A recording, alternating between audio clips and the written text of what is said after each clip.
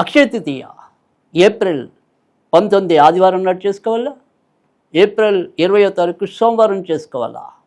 ఇప్పుడు అనేక మందిలో కలుగుతున్న సందేహం ఇది. అయితే నిజానికి నిర్ణయ సింధు, మరి ధర్మసింధు ఇత్యాది అనేక ధార్మిక గ్రంథాలు ఏవైతే ఉన్నాయో, పండగల పరంగా వివిధ తిథుల పరంగా అవి ఏవైతే అభివర్ణించి ఉన్నాయో, ఏవైతే సూచన చేసి ఉన్నాయో వాటి అనుగుణంగా పరిశీలన చేసినట్టయితే ఏప్రిల్ 19 ఆదివారం నాడు అక్షయ తృతీయ చేసుకోవటం అనేది సబబు. ఎందుకంటే ఏదైతే వైశాఖ శుక్ల తదియ అనేది అపర్ణ వ్యాప్తి అనేది ఉంటుందో, మరి ఇదే రోజు పరశురామ జయంతి కూడా మనం చేసుకుంటాం. కాబట్టి పరశురామ తిథి ఏదైతే జయంతి అనేది ఉందో, ఆవిర్భావ దినోత్సవం అనేది ఏదైతే ఉందో దానికి తదియ అర్ధరాత్రి వ్యాప్తి అనేది ఉండాలి.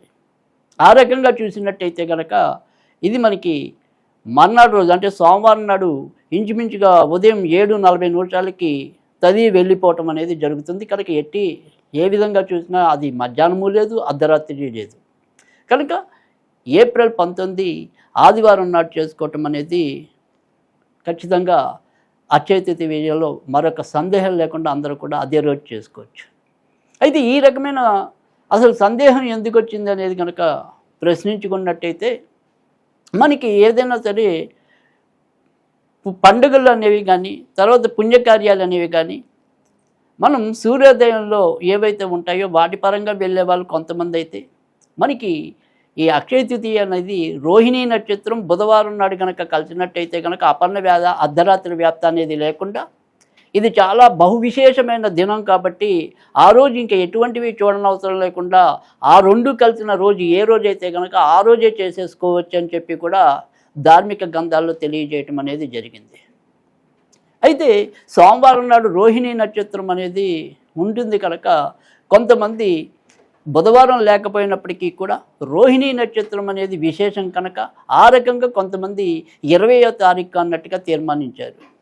కానీ ఏదైనప్పటికీ కూడా మనం ఈరోజు అంటే ఇది త్రేతాయుగంలో ఉగాదిగా ఈ అక్షయ తృతీయను చేసుకోవటం అనేది ఉంది. అలాగే ఇదే రోజు పరశురామ జయంతి చేసుకోవటం అనేది కూడా ఉంటుంది. అయితే ఈ అక్షయ తృతీయ నాడు ఏదైనప్పటికీ కూడా మనం పెద్దవాళ్ళకి కూడా తిలా తర్పణం వదలటం అనేది మరి అపర్ణ వేళ ఉండటం అనేది అవసరం కనుక ఇదే రోజు చాలామంది వారి పెద్దలకి మనం ఉగాది రోజు ఎలాగైతే తిలా తర్పణాలు వదులుతూ ఉంటామో, సంక్రాంతి రోజుల్లో ఎలాగైతే మన పెద్దలకి వివిధ కార్యక్రమాలు పితృ కార్యక్రమాలు నిర్వహిస్తూ ఉంటామో అదే రీతిలో ఈరోజు కూడా నిర్వహించుకోవటం అనేది చాలామందికి ఉన్న సంప్రదాయం లేదా ఆచారం.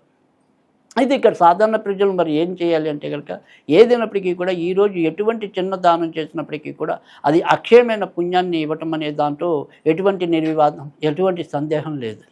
ఆ తర్వాత రెండోది విషయానికి వచ్చేప్పటికి ఏంటంటే కనుక ఈరోజు మనం ఏదైనా సరే నీటితో కూడిన కుండని కనుక ఎవరికైనా సరే బహుకరించినట్టయితే కనుక అది అమిత విశేషమైన పుణ్యాన్ని మనకి చేకూరుస్తుందని చెప్పి, అలాగే గతించిన మన పెద్దలకి కూడా ఉత్తమ గతులు ప్రాప్తిస్తాయని చెప్పి కూడా పురాణాలు చెప్తున్నాయి.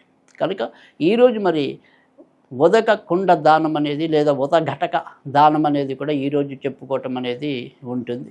అంతేకాకుండా ఈరోజు ఉప్పు కానీ గొడుగు కానీ ఇలా ఏవైనా సరే ఎవరికి తోచిన విధంగా వారు దానం చేసినట్టయితే కనుక అది కూడా అక్షయమైన పుణ్యంగా అభివర్ణించడం అనేది జరిగింది.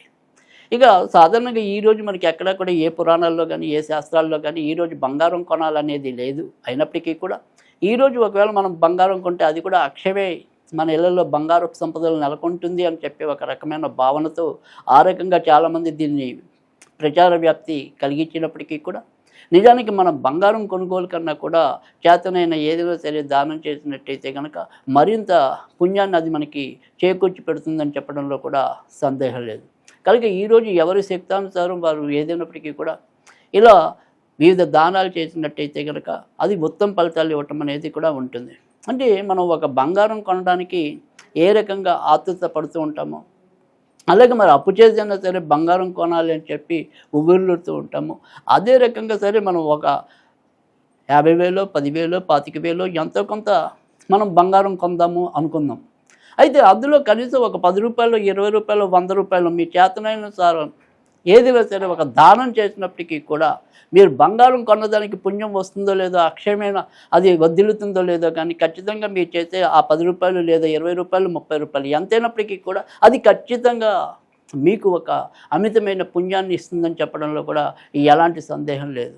కనుక ఈ రకంగా మనం చేయటం అనేది సరైన పద్ధతి. అలాగే ఈరోజు మరి పరశురాముడిని కనుక ఆరాధించినట్టయితే కనుక ఖచ్చితంగా మనకి ఎటువంటి పనుల్లో అయినా సరే విజయం లభించడం అనేది ఉంటుంది. ఆయనలో ఉండే ఏదైతే మన కాంపిటేటివ్ స్పిరిట్ అనేది ఏదైతే ఉంటుందో అది మనలో ఉండే ఆ కాంపిటేటివ్ స్పిరిట్ అనేది కూడా అభివృద్ధి చెందటం అనేది ఉంటుంది. కనుక ఈరోజు శక్తానుసారం పరశురాముడికి ఆయనకి ఏదైనా సరే తెల్ల తర్పణం వదలటం అనేది ఉండగలిగే వాళ్ళు ఎవరైనా సరే ఈరోజు ఉపవాసం ఉండగలిగటం అనేది కూడా ఏకభక్తం అనేది కూడా చాలా అవసరం. ఆ రకంగా చేసినట్టయితే కనుక ఖచ్చితంగా మంచి ఫలితాలు ఉంటాయని చెప్పడంలో కూడా సందేహం లేదు. కనుక ఆ రకంగా ఈరోజు మనం అందరం కూడా అక్షయ తృతీయని చక్కగా చేసుకుందాం. చక్కటి పుణ్యాన్ని అందరం కూడా సంపాదించుకుందాం.